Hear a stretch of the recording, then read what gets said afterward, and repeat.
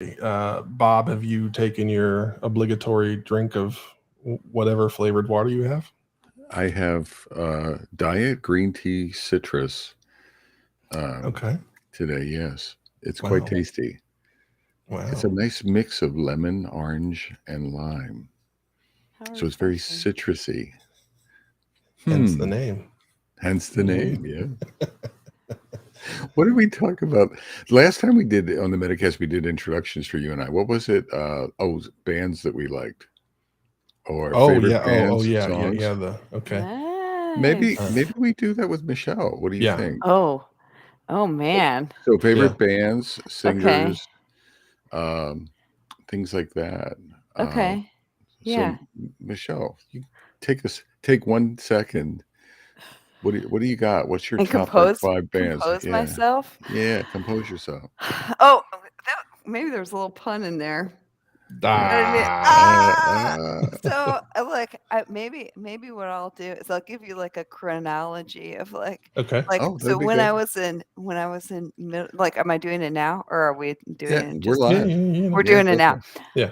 Okay, so when I was in middle school, I was very into classical music, like Mozart, all the Wow. way. Had a heavy metal phase somewhere in high school, like Metallica, Tool, Korn.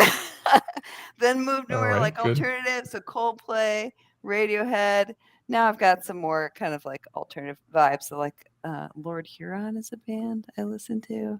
Snow I've heard. Patrol. I don't know if you I've guys. I've heard of Lord Huron. I've Yeah, heard of there's that. like I'm He's from the full of Midwest, so shit. there's like this little Midwestern, they talk about the Great Lakes in this longing kind of nostalgic Are way. you a Midwestern person? Yeah, I am. Yeah, I'm from Wisconsin.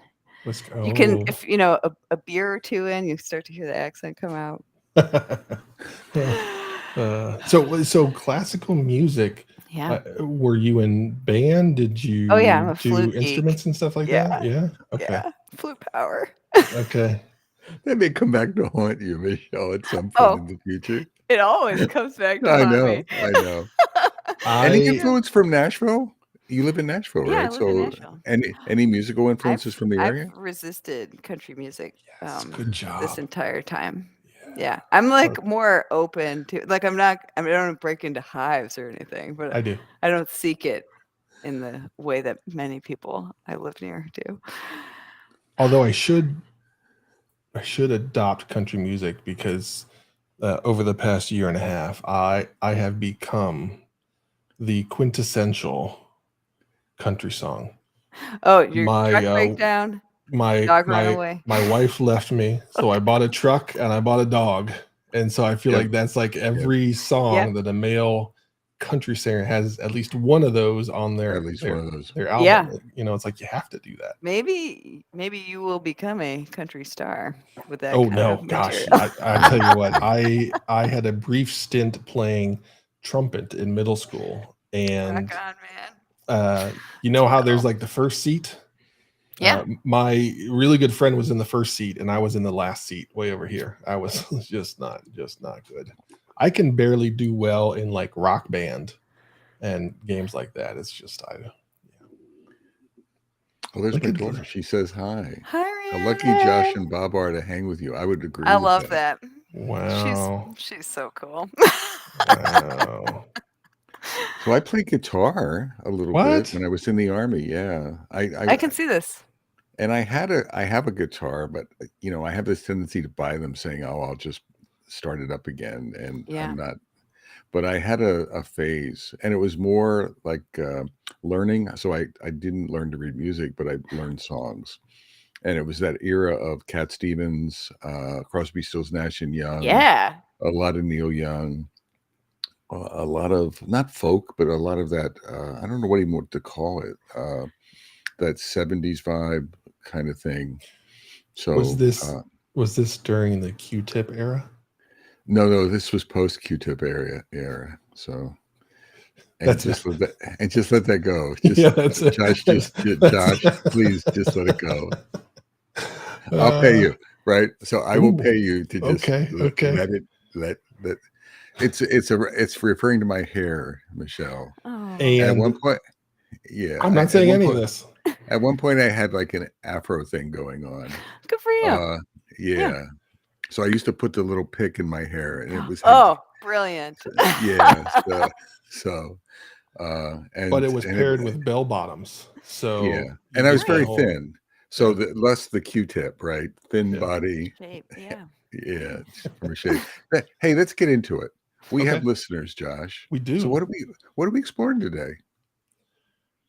Change, like hard change, difficult change. And as you may have noticed, we have a guest speaker. We have a special guest. I know, it's so exciting, that specializes in this. So Michelle, introduce yourself to the listeners and viewers and what you do, what you focus on, what gets you fired up Yeah. about gigs that you're working on. Cool. So I'm Michelle Pock. I'm an agile leadership coach. So I'm based in Nashville, as we've just discussed. And what I really love helping people with is kind of, agile practices and things, of course, but mostly how we use agile ways of thinking to navigate change. So, how even applying it when we're introducing agile to teams, that process that they're going through and giving up old ways of working and everything that's associated with that. A lot of times it's not just how you filled out whatever spreadsheet or whatever process. There's so much more that's wrapped into that. So, helping people come to terms with what they need to do to change and moving forward in that way. So, my background is I'd done agile coaching for a while and kind of hit the same patterns of not being able to influence leaders or finding that, teams would do things as long as I was there, but as soon as I left, they'd go back to the old way that they were working. And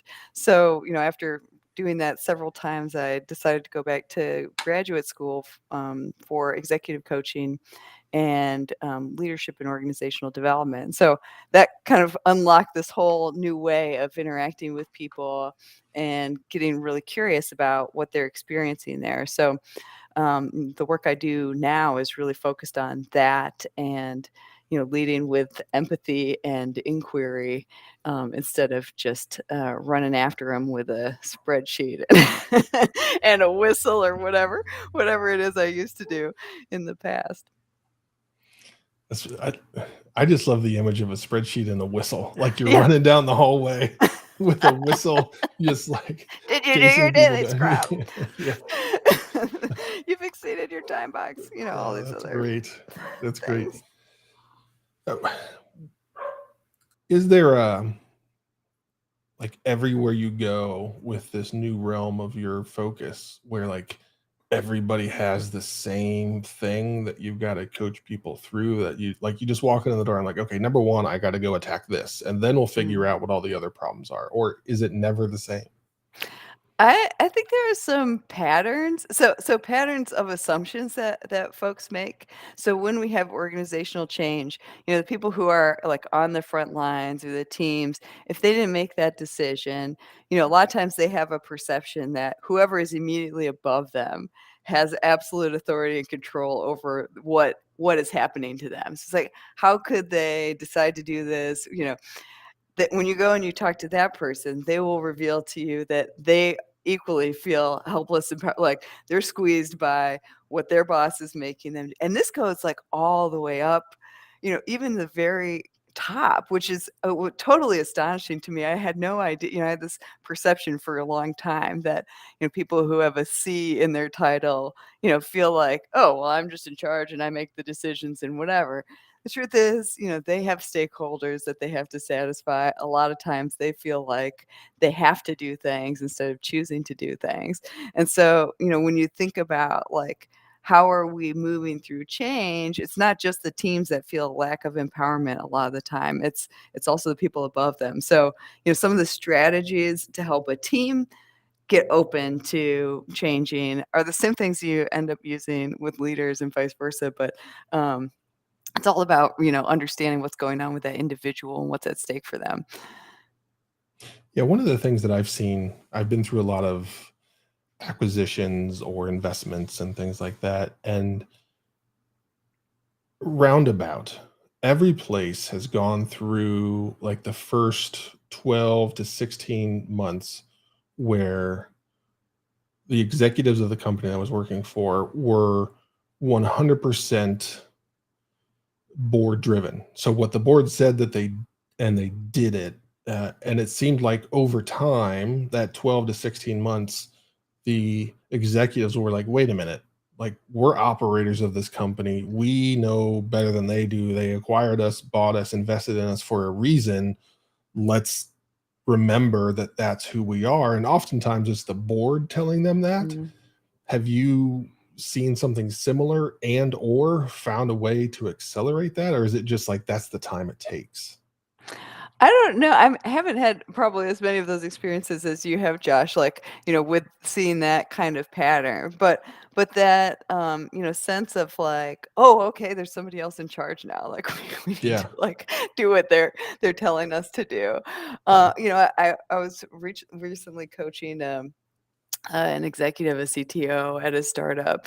And, one of the things that we're working on is negotiating their roadmap. So he, shared, hey, we have a roadmap and I always know that we can't deliver on it. Like I always know it's unreasonable. But, his business partner, much more assertive individual, Mm. be pushing like we need to get this, we need to get this. And so, they had this little dance where it was you push, I say yes, we deliver what we deliver, and that's what it is. And it's never what we said we were going to do. Yeah. But the stakes as they're growing started to become higher because there are more and more people. It's not just a private agreement anymore between those two individuals. It's Right. something that, now their investors are looking at and their growing customer base are like you said you were going to have this feature. And so I think, you start to see these dynamics like behavioral dynamics around communication or how we like at what point am I comfortable pushing back against you, where do I feel like you've stopped listening so I stopped trying, and how that cascades then to the team. Like, it's really interesting to me, these kind of unresolved conflicts that the leaders might have, how that shapes the culture without them even realizing it. And, there's just so much interesting like research on that and how, I think about Edgar Schein and, a lot of his work on organizational culture. And he does all, talks about these case studies of, here's the founder, here's conflicts that the founder is maybe even unaware of in themselves, or that they just haven't resolved, and how that gets cascaded into the culture of the company and organizational dysfunction. I just think it's like so fascinating how that gets mirrored out. Maybe like you're nodding. I wonder if you're recognizing some of that too. Yeah, I mean, one of the things that I am not as good at, and Bob reminds me of this all the time, is like studying references like that, and like to be able to recognize that, I have to like run my head into a wall until I'm like, oh, wait a minute, like this is a thing. But it's crazy because one of the things I end up telling CEOs is like, this is all your fault, and you just have to accept it. And you have to understand how every word you say, the impact that that has on the culture, and your presence when you're introducing things or talking about things has a major impact, and getting folks to a realization where it is bigger than them, and it is bigger than that contract you mentioned between the two people, that whether you want to or not, and this is a lesson that Bob taught me a decade plus ago, that like whether you want to or not, your role carries weight, and Yes. you have to accept that, and you need to be responsible with it. And for a lot of growing executives or new execs, like that's a thing because they haven't had to carry that burden with them. And now, we've talked about leadership being a lonely place, and that's part of the issue. Yeah, yeah, like your whatever your individual struggles are, they get amplified Yeah. through the organization. Like taking this, roadmap conundrum.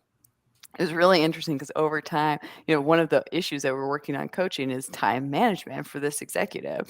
And, he's saying, I'm just like I've got so much to do. I just don't have enough time to get the strategic thing done. I feel like I'm always responding to people's requests and I never have time to get my own work done. It's like there's an interesting little correlation there. It's like, so like at the daily level, your day is reactive to what other people need, and you're doing it out of the best of intentions, like to be of service to others, to make sure that they're not getting blocked. And at the same time, you're not making any progress on those strategic things. I'm like, this is also happening at a macro level, when you look at how your team is behaving, because you're like to your point, Josh, you're modeling that behavior and you're prioritizing quick response, serving other people ahead of the things that to be strategically important. And so if you as that leader can't make the time or won't make the time for the things that are most valuable for you to be doing, guess what? Like the rest of your team won't be doing that either. And so like it's just kind of fascinating to see like the things that people bring to coaching about themselves personally. There's usually like a correlation to something else that's going in the organization when they're at that level. And drawing that connection, I think like for this leader in particular, seeing the impact, like, oh, it was really hard for him to give that space for other people to solve those problems and not being the first one to respond, but recognizing like, hey, this is actually having this kind of impact on our ability to deliver, and I'm inhibiting the growth of my team by doing this, and I'm inhibiting my own ability to deliver on strategic things. Like that awareness is what helped him change that behavior. But without connecting that, just be your classic like, oh, too much to do, never have enough time, I guess this is my life now.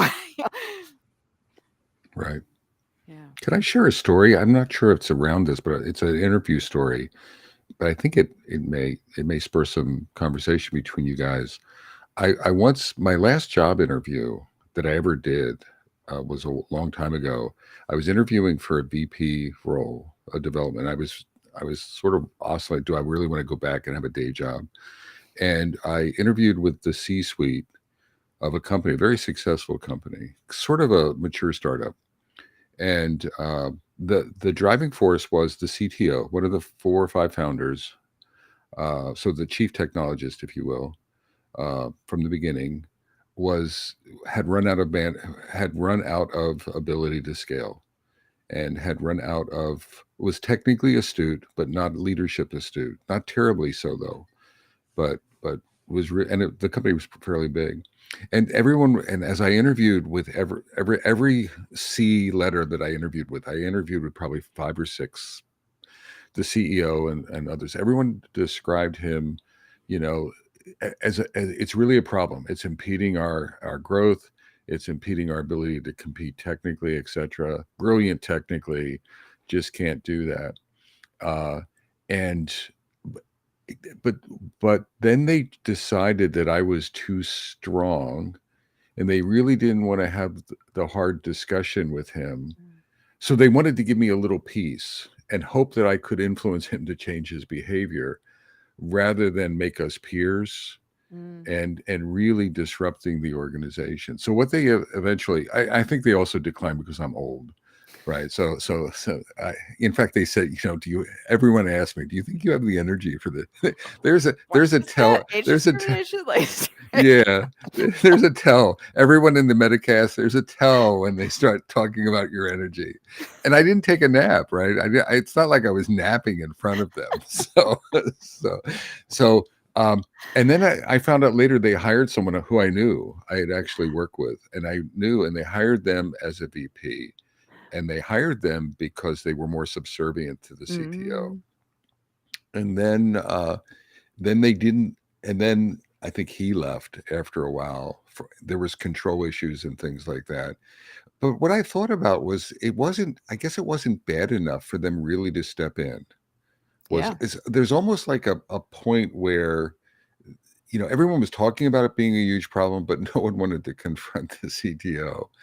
In fact, when I talked to the CEO, I'm like, are you coaching him through this. It's like, no, no, no. I'm hoping you can do that, or someone else can do that, which was maybe another, another problem for the growth of that CEO. But what I'm getting at is pain level, right? Yeah. Change and pain level. The other thing I noticed with the CTO is because he wasn't getting any feedback, he lacked self-awareness. So I don't think he really understood his weaknesses. I mean, I think he did, but he really didn't. And he didn't understand the impact and how it was impeding the overall strategic vision of the company.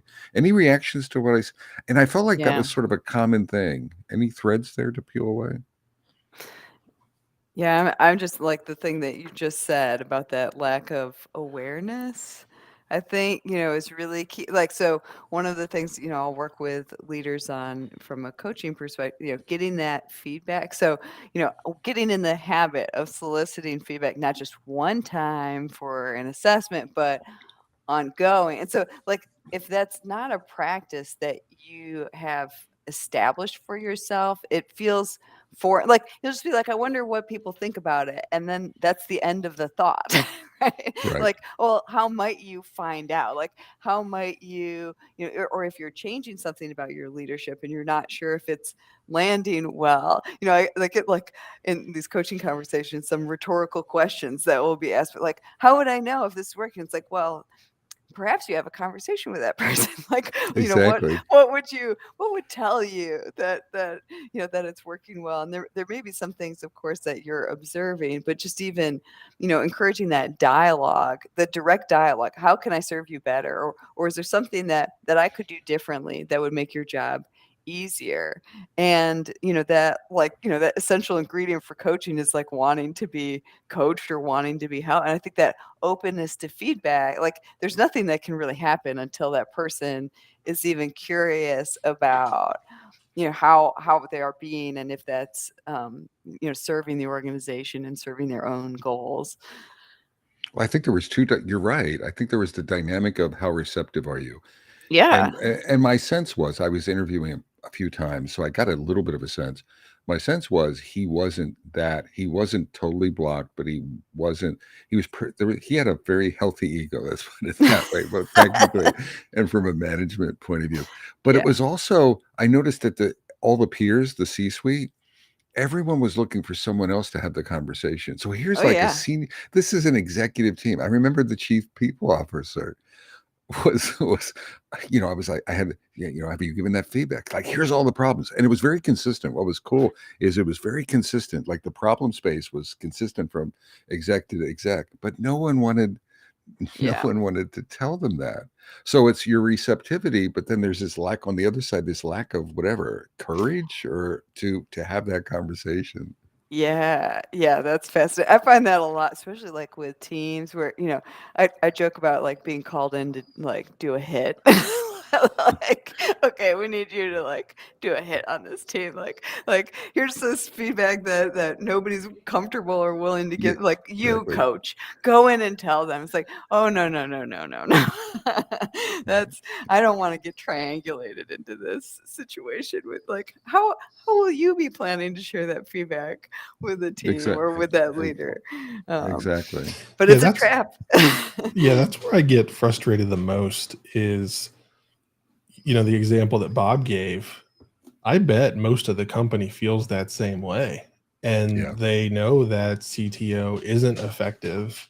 And, go back to it's all your fault. Like, they're allowing that message of not quite good enough is good enough here. Yeah. So then that leads to larger issues. And I often find myself in similar spots to what you just mentioned, where like I feel like I'm the Terminator. Like I get walked in, and You're they're doing the like, hit. "Yeah," and right, and they're like, "Okay, tell us who should go," uh, and it's always frustrating that they can't figure that out. Like they know it, but they don't want to like be the person that puts it out there. Yeah. And those, like, I haven't figured that out because everybody that's ever been through anything like that knows it's better on the other side. Mm. but so many executive teams are unwilling to do the hard work, which is the coaching, the conversations, and then replacing. And Yeah. that's where things happen a lot. And that's the challenge that I've not been able to figure out a shortcut or like a reason why. Like, I get people are scared. Like, that's the only thing I can think of, is they're just scared. And it's hard to do. They don't want to hurt someone's feelings. But in the end, if you just let that drag on, Right. the message you're sending to your company and ultimately your customers, because not good enough is going to be good enough, and it's going to melt into your product, and the responsibility you have to fix that. But it seems like everybody just like turns tail and runs, and I don't. Real quickly, Stephen talked about being scared, right? He said people haven't been taught to give feedback and mentoring, but we've covered it before, and we have talked around this in the Metacast, and so it becomes a big scary thing. I get that, and I can sort of tolerate that at a team level, at a team lead level. I remember this chief people officer. I'm just bringing back to this, and it's not a hypo. This is a real story. I think she had 25 years of experience, had worked at places like Adobe, IBM, Oracle, Yeah. and this is unacceptable. The fact that you're running, look at your role, look at the privilege you have in the company, look at the role that you have in the company, look at the years of experience you have. It is absolutely freaking unacceptable for you to not be able to give feedback to a peer. That's grounds for, you want to terminate the peer, you should look in the mirror and terminate yourself, because you don't have the skill set to do. And the CEO is the same thing. I'm like, and I had this, I partly had this conversation, not this confrontationally, but I get fear, but at some levels in the company, you have to be able to deliver. Just like you look at a team and say you have to deliver products. At some fundamental level, people have to be able to deliver on the role that they've been hired to do. Yeah. Right. And we don't always hold the leaders accountable to that. So Yeah, I think I don't disagree with you at all about that, Bob. and at the same time, I think like when we're in these situations, what we're seeing is ambivalence, right? There's something about it that's not resolved. So if it were clear, like to Josh's point, you might know theoretically and that from past experience that it will be better on the other side, but in the present moment, that is not abundantly clear. There's something that is stuck.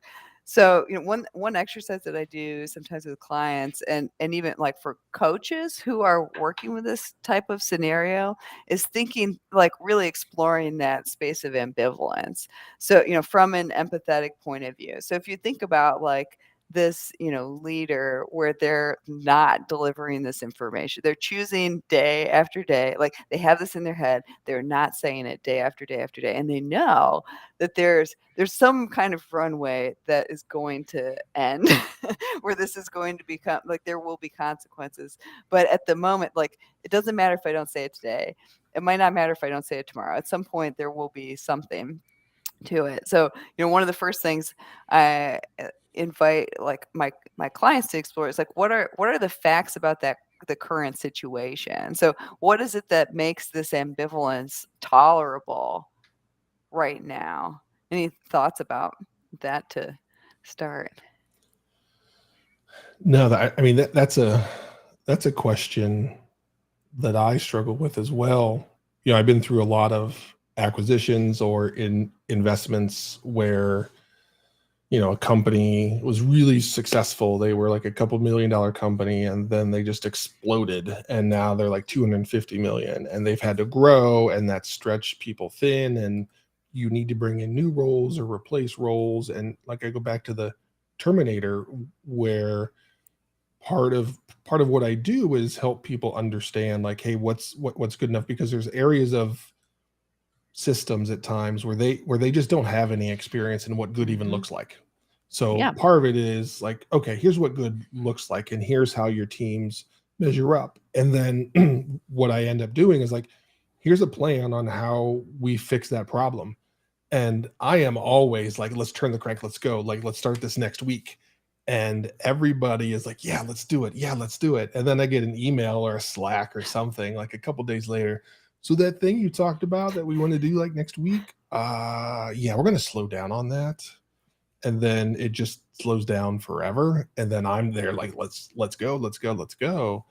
And it's always fascinating that that same experience happens. And so what I've been trying to do is how do I shrink that time frame where that paranoia or fear comes back in and then they're frozen, and then it's like all this effort to get them over the hump to actually do the thing that they know they need to do but are scared of.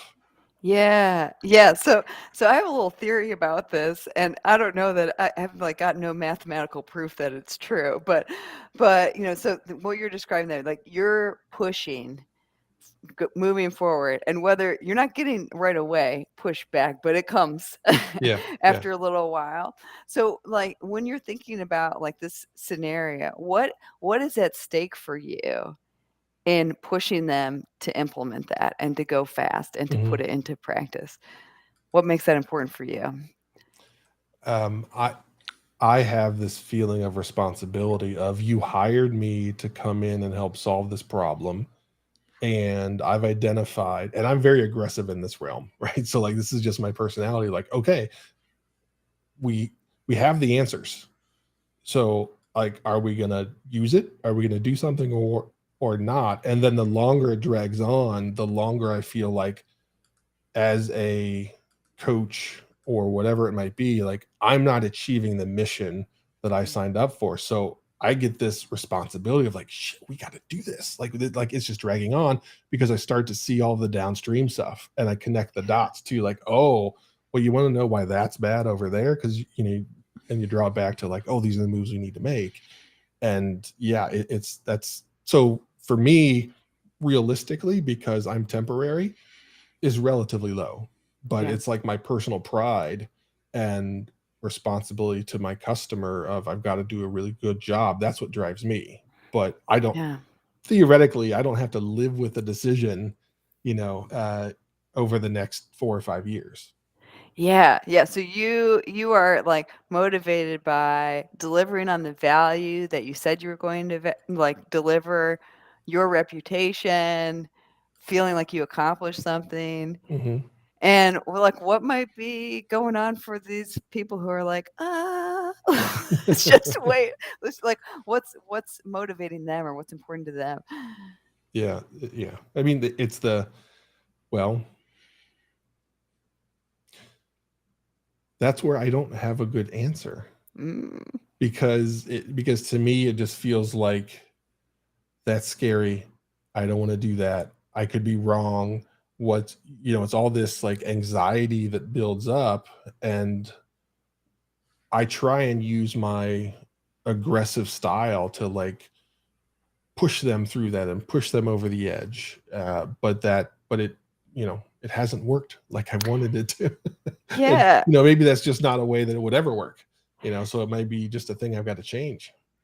Yeah, well, this is where I don't have any mathematical proof, but my sense that sometimes, like, the more that we feel the need to prove something or demonstrate something, other people perceive that and also feel that need, but probably in the opposite way. So, like, if, that person is concerned, like, they know how to do their job today. They've been doing it for however long, and you're inviting them to make a change or pushing them to make a change. They don't know. Like, they hope that you're right and they wanna trust you, but they don't know that they can deliver in that way. And the reason why they're changing, that may be a little obscure, or, like, they haven't started to feel the pain. Like Bob was talking about earlier. There's no immediate pain today that is saying, "I have to change this right now." And so, when they're thinking about, well, what could I fail if will I be able to deliver in the same way that I have if I'm starting to do this in this new way? And so I think, the higher the anxiety around like proving something, for the person pushing the change, I think you see higher anxiety for the people who are being changed in terms of like, are we going to be able to do this? So to me, it's like almost like a law of physics. It's like, every action has an equal and opposite reaction. I don't, I have no mathematical proof for this, Yeah. but what's your reaction to that, Josh? Like, does that feel like it resonates in some way or no? Well, I don't know. And again, part of it is my personality and playing very high level sports where coaches were like, like do it. And like, Yeah. if you don't do it, we'll get somebody else that does. And so that's how I was groomed. And then like my immediate reaction to you and what you said is like, okay, so I just like, and this is an exaggeration, which Bob knows I tend to do, especially about him.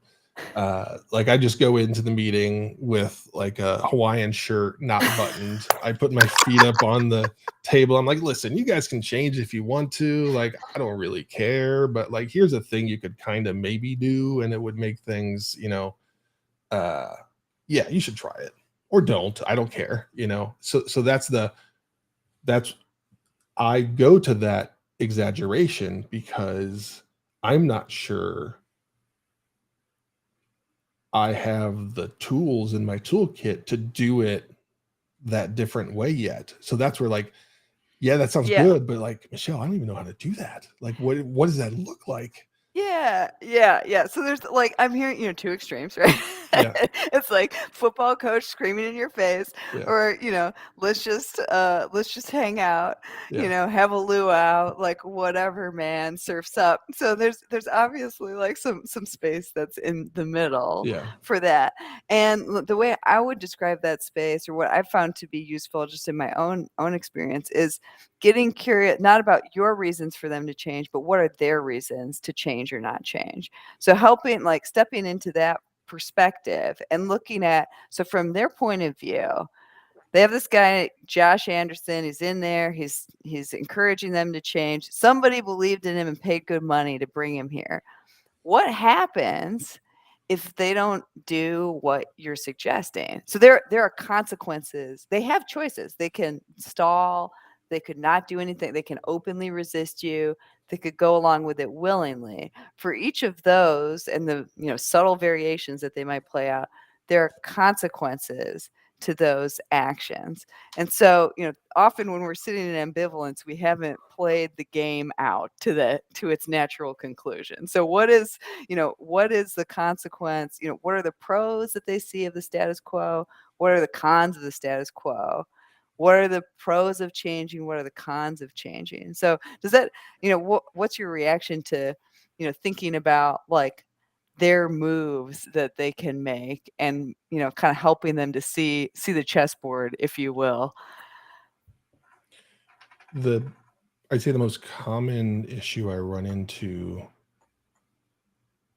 in that realm is similar to what I just said to you. Like, okay, I hear you.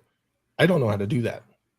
Like I was working with an executive a while back, and it was like very common, especially at transitional times within a company, of I need accountability. Like I need my leaders within the company to be accountable. And like, Josh, how do I make them accountable? And that's where, the Terminator Josh comes in, is like, well, I mean, you could invest the time and the money and hire coaches and do all that and help them discover what that is. But do you have time? Is that something you realistically have time, money, and effort to put into it? Or do you just go find people that already operate like that? And I've been through so many situations of acquisitions and investments and all that stuff where there have been times where that happens and I understood it. And then there have been times where that happened, I didn't get it because I didn't understand. So that's where I run into the trouble, is getting the pros and cons. Like a con is I don't know how. And like, that's a big, like, right.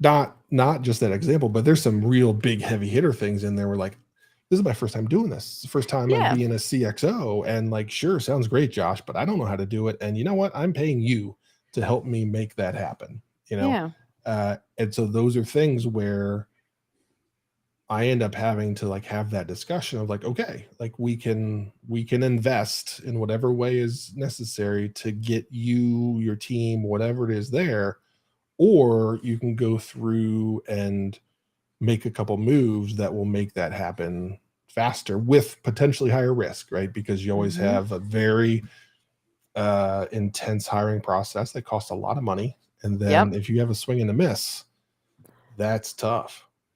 Right. I'm Right. And here real, yeah, go ahead, Ben. quickly. I'm almost hearing two modes as I'm listening to you. I'm hearing Josh you use Terminator, but I think of that as agile coaching advisory. I'm using the wheel as a backdrop, like advising or consultative mode. I'm here to drive change. And then when I hear Michelle, it's like soft, squishy coaching, professional coaching mode. And it's time is a factor. So I'm probably wrong, but Josh sounds faster, right? So attack mode is faster, but it may not be sticky. It may not be resilient. So if I want resilient change, then I feel like Michelle's is probably, but it's going to take a while. True. Right. And I mean, if I'm in a startup, it may take a long while before we have the self-discovery and self-awareness and things like that. So I'm highlighting the tension. It's not right or wrong, but am I getting it? Maybe there's two different styles. There's some dynamics and there's some tension in it. Any reaction to that? Yeah. Well, I think you're onto something there, and I think they're both are needed. Like awareness of the approach and the pros and cons of the approach are important, right? So the when we come in with like if we're feeling the pressure of doing that permeates the environment, and so then we get resistance in a heavier way. I've done this so many times. It's like it's not, I'm laughing, it's really not funny because of how much money and time I've wasted for people. But there's also like this slower, like kind of slower approach, kind of getting people to think through their own options, having awareness. How long can you let that play out? Like there can't be an infinite, like, oh, well, maybe I never decide that I want to do that. When we're working in organizations, it's not a personal, it is a personal discovery, but it's in the context of an organization. So there are consequences for not making a change that's been mandated by your organization. And one of those consequences may be that you are asked to leave the company. So, it's not as if you just like get to live in this little sandbox. But if you're coaching without the end date in mind, you may let people run around without even realizing, like, you're coming to the end of the road here. You needed to make a decision a while back about whether you were moving forward or not. But I think, like, to Josh's earlier point about, the cons that are coming up, to me, that's the path. Like the things that people say as like, oh, I can't do that. This is why I can't move forward. Like the obstacle's the way. Like that's the thing. Okay, now I know what I need to.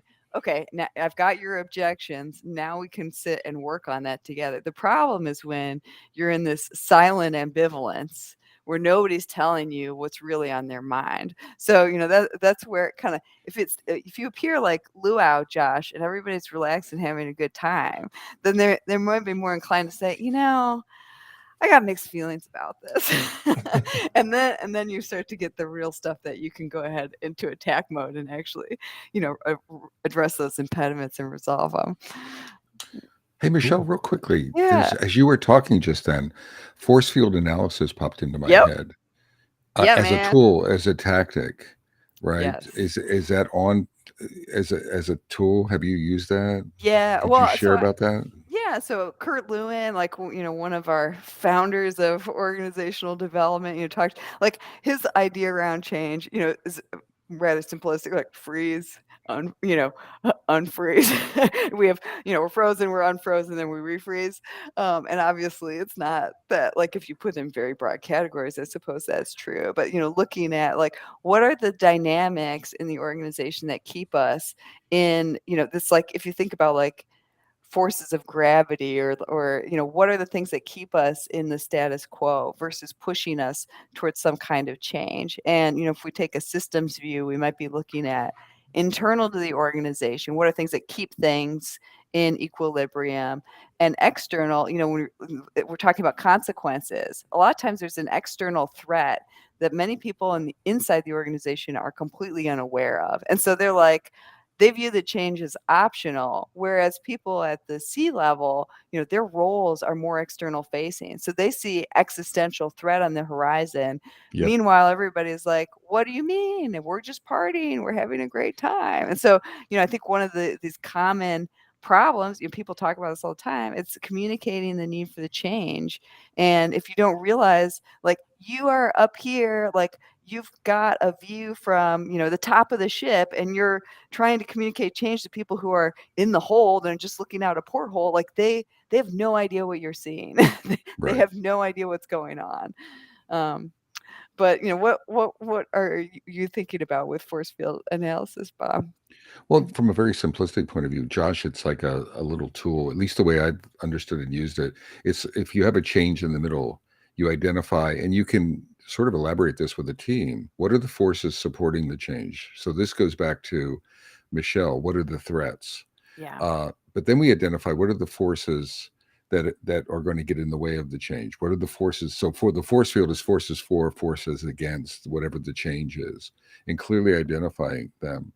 Then I think that leads to like strategy, which is what can we leverage? Well, how can we amplify the forces for positively communication? And then how do we generate momentum to overcome the forces against? Is it training? Is it coaching or whatever? And that becomes our change strategy. But I think it's transparency in the force field is what's cool. And you don't do this in a back room. Like you wouldn't do this in a back room. You would actually do this with your leadership team. Let's say you were coaching a leadership team through a change. Yeah. And you might even try to help them identify what are the forces for. Oh, you know what? We're evolving, and some of us may not have the capacity, right, or the desire, Yes. actually, or whatever. So that's a force against. So how do we overcome that? Training might be an option. You're not telling them. Bringing in other people. Bringing in co-leaders, bringing in Josh Anderson, right, as an attack dog or something. I'm just kidding. But I find that and you could drill into individual changes. You could do a force field analysis for engineering change, versus product change versus organizational change. Attack dog Josh just sees it as context. And I see a lot of executives that do a poor job of providing context. Right. Either they don't do it at all or they do it once. And when they do say it, they're unable to frame it in a way that's consumable by whatever group that they're speaking to. And they don't understand that most of that group, when you introduce that large concept, scary or good or whatever, stop listening as soon as they hear that, and they start thinking about how is that affecting me. So you're gonna talk for 15 minutes about all the good things and all the reasons why and all of that stuff, and you think you've achieved the mission, but you haven't, because everybody has that like reaction, like, uh-oh, so what does that mean? And then the wheels in their head start turning. So not only do you have to say it well, but you have to repeat over and over again so that each time you say it, people will progress through your description more and more, and they'll actually get to the part where they consume and they hear it, as opposed to that panic and then like, what do I do? What is Cotter's? Cotter has that 8-step. Yeah. What's the first step is, I forget. Create a sense of urgency. I like that. Yeah. But he talks about, communicate, like how much you've communicated, like do it 1,000 times more. I think there's also an element here around culture of like subcultures by discipline and how we communicate. So most executives are get to the point, like just give me the bullet points, give me the conclusion. Sometimes I care how you got there, but for the most part, I just want the net result. So if that's how your brain is wired to communicate, you've gone through whatever analysis, you've come to the conclusion, you're like, hey, we are doing X. You're communicating that though, like to a group of people who are all about the analysis. And so, if you get like analytical people, they're like, show me your math. Like, I want to see the proof of the problem and how you got there. So you've got people who need all of the from A, all the steps from A to Z to understand how you arrived at your conclusion and agree with you that it's legitimate. They're receiving the communication, and then you have people who are giving the communication who are like, just get to the point. And so, like, naturally, there's going to be a clash there. I think we don't even have awareness of how those communication styles impact our ability to receive the message. So it's like, if you're a CEO, think like an engineer. What proof would you need as an engineer that we need to move in this direction? And if you frame your communication in that way, at least one of the 10,000 times that you're giving it, like that, you're going to have a higher likelihood that people will get on board with your message than if you're like, don't worry, I solved the problem for you. Here's the answer. It's just a thought about that. But have you guys seen people do that well, like being able to make that connection for different groups using different communication styles? My trick, and starting mostly in engineering is how I landed here, is I found that whether people like it or not, if you can present logic, that just exactly what you said, like a logical thought process of I can work through and see A plus B equals C, and I might not like C, right, but I can apply logic to it, and I feel as if that leadership team has been logical, not reactive about a situation, and they've worked through, not only, especially with developers, because it's like A plus B equals C, like, okay, got it, let's go.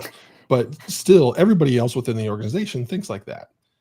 They just might not be as hardcore about it as devs are, but it's like, oh, if I can see it, I understand how we got there, and I'm okay. It might be uncomfortable, but I'm okay with it, and I can get on board. So that's the only thing I've ever found personally that has allowed me to communicate effectively across the organization. I'm sure there's other tricks, but that's the attack dog Josh mode.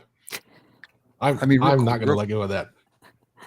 I mean, real quickly, I've seen it, but it's not a technique. It's not a specific tactic thing. It's all used like storytellers. Like I remember I worked with someone, Ralph Kasuba, and he didn't plan it that way, but he had a wonderful demeanor, and it actually started with empathy and caring and presence. So for him, it wasn't, I need to communicate the engineers and that I need to communicate the sales or product. I mean, it was that, but he cared about he wasn't silo based in his thinking. He was organizational based in his thinking. He was empathetic. And then he was a really good communicator, and he was a really good listener. And he asked good questions, even in forums like that. So when he was communicating that sense of urgency, he's what I felt like a good storyteller or good connector or good audience management. Jobs could do that, right? Steve Jobs, I think if you watch Jobs, he could do that, and he could handle himself that way. I'm not saying that's the only thing, but I think storytelling and communication and sharpening that, the leaders who are artful at that can do a good job of setting the stage for change. Yeah, that dialogue piece. I think, once we understand what is causing someone to be stuck in ambivalence or openly resist some kind of change, like the path through that is probably change on both sides. So how do you take, their reaction or their legitimate objections to that and feed that into the plan? Like, if you think about, like, this makes a lot of sense when you think about agile ways of working, right? You've come up with your hypothesis for what you would like the change to be or how it will move forward. And as you're getting feedback, like the people who are being asked to change are your customers in that regard. So as they're giving you feedback about, well, I can't do this because I don't have these skills, or I don't have, I have these other pressures on my time.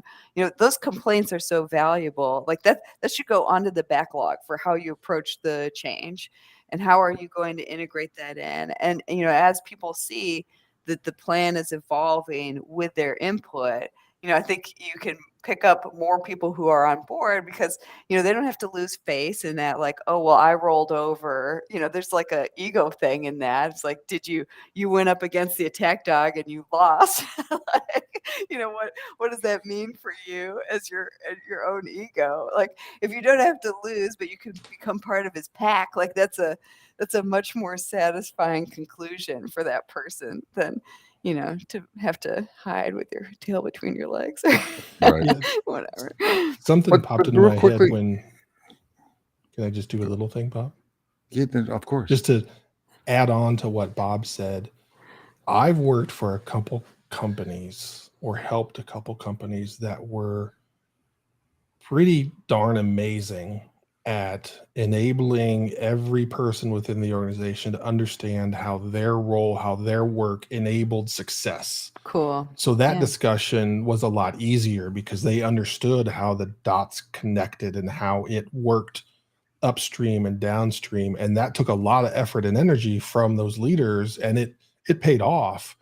But I just remember just being like, wow, this is a well run organization because of that investment and Yeah. understanding, and that set them up for, as a lot of big changes happened, everybody got on board very quickly because they could see it and they could understand it.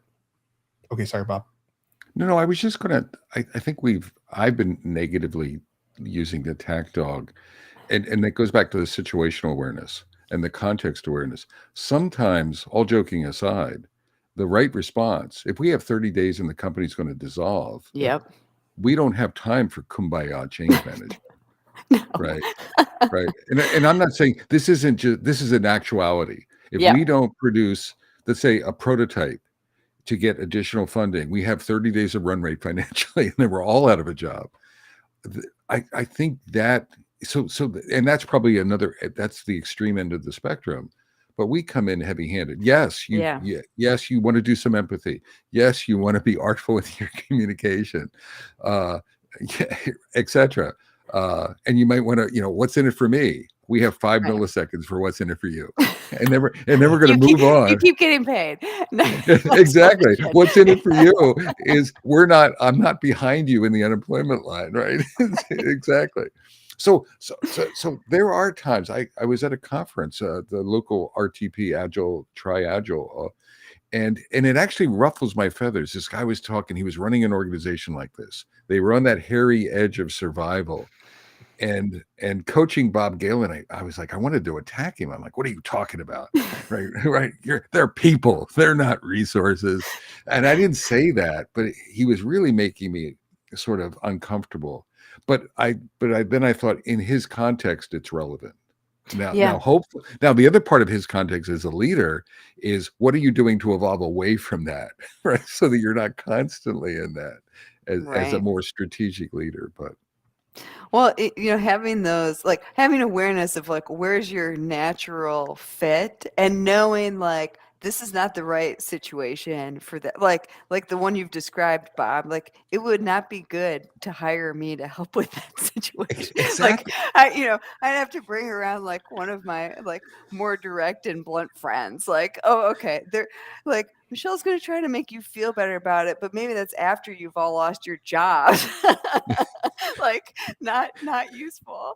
But I found a lot of value just kind of like, oh, this is the space that I settle into more comfortably, and then making sure that I've brought along people who flex on the other side of that spectrum Exactly. much more comfortably. Like, okay, this is not like a solve everything kind of solution. All the world's a nail or whatever. Yeah, absolutely. expression is. I don't like being attack dog Josh, but it's like, we go back to the drivers. For me, it's like, okay, you hired me for this reason. You made it very clear this has to happen quickly. Yeah. And Right. all of those things. And there's been times in my career where it's like, oh shit, I gotta go do this. I gotta go be this person. And Yeah. I'm not excited about it, but I know it's what has to happen. So I do have to operate in that way. I would prefer to work in your manner and evolve and get there, but the the specialty that I've found myself in, or that I've created for myself, is like shit's on fire, and Yeah, like but you we know what? gotta, Real quickly, Josh, though, it's the trade-offs. I think Michelle said this. Be aware of what you're compromising. So we're sort of looking at binary. There's Michelle's approach and Bob's approach and Josh's approach, but there's nothing right or wrong, Yeah. but there's Right. trade-offs. So Josh's approach, if I'm applying that, I'm going to have heavy fallout. I'm going to aggravate people. I'm going to lose some good ones, right? You're not going to create resilient cultural change. The minute you leave, Josh, it's going to be there's a right. probability that it's going to be a house of cards and it's Yeah, going to crumble, right? Because if you're not there. So there's resilience aspects to it. There's speed aspects to it. There's a lot of aspects to it. Skills. Back to my original story, to this day, that CTO is still the CTO of a successful company, Yeah. right? It's just they're fine. Is it optimized? No. Is he leading effectively? Yeah, but they're doing fine. It didn't approach whatever necessary thresholds to have that happen. But I think be aware of what trade-offs are, Right. right? I think it would be cool to do like really partner with, so many of these need both, right? So I find like I tend to do rather well with the holdouts, the laggards, the people who are really dragging their feet, but where the organization can't cleanly let them go. Maybe they hold on to like a vast treasure trove of institutional knowledge. They know it, the organization knows it, and that's their leverage. Like they would have been gone, except for that they have something that is very hard to get rid of. So like those are the people, that's kind of my sweet spot. I think it's like, okay, like how do we move you along the curve? And what's in it for you? Like there's something that you're not willing to give up either, right? If Yeah. you really didn't like this, or you are as invested in this organization as they are in you. So how do we move that forward? At the same time though, like the people who are ready to go or need a push, need an attack, need that, like, we're going, this is happening. They need some momentum. So, I could like imagine some fun scenarios where it's like Exactly. Josh, because, is the tip of the spear. And then, some of us come around and hang and get all the laggards. No, but it's absolutely valid. Yeah. It's nuanced, right? It's Right. nuanced. Why don't we wrap it up? We've gotten to our time box shop, Josh. Why don't we wrap it up? If we're picking dogs, so Ooh, we are a 3-team triad. yes. We are going to start servicing change management in agile or corporate world. And Josh, we've already categorized you, so you have to pick a type of dog that you're going to be. Oh my gosh. Okay. And I'm going to go last. So Josh, what type of a dog are you? I mean, exactly the type of dog that I just acquired, a Doberman. No. You're Adobe. I would pick that for you. Yeah. Michelle, could you pick Okay, so I have to be like, my dog is a greyhound named Happy. All He right. spends all of his day like just laying on, like just sleeping, and then he has a burst of activity for like 5 minutes in the afternoon. That's I think this is. He also shares my birthday, just as a fun fact. Oh, that's cool. So it's I think I'm on Australian Shepherd. Animal. I'm Oh yeah, somewhere in between. I'm an Herding, Aussie, friendly. herdy, friendly, but a little high energy, a little bit herky jerky, a little. So, I see but it. it's the combination. But the three of us, look at the complementary skills of the three of us.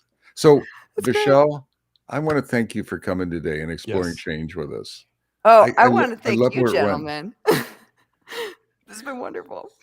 Oh no, Josh, you got to get your ears clipped and your tail docked. I will take pictures of the tail docking Metacasters. I'm losing it here. All right. That's okay. I've got some jokes there that I'll just leave. I know. So Michelle, thank you. I really appreciate you being here. So we have a way of closing. And you'll catch up. You have to join us. So Okay. from beautiful downtown Cary, North Carolina, I'm Bob Galen. And from beautiful Fuquay-Varina, North Carolina, I'm Josh Anderson.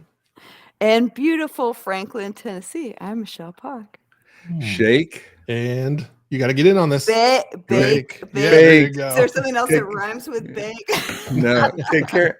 Take care, y'all. Have a great day. Thanks again, Michelle. Right. Bye. Yeah. I got to run, Fantastic. guys. Me too. Good seeing you both. See you, Bye-bye. everybody.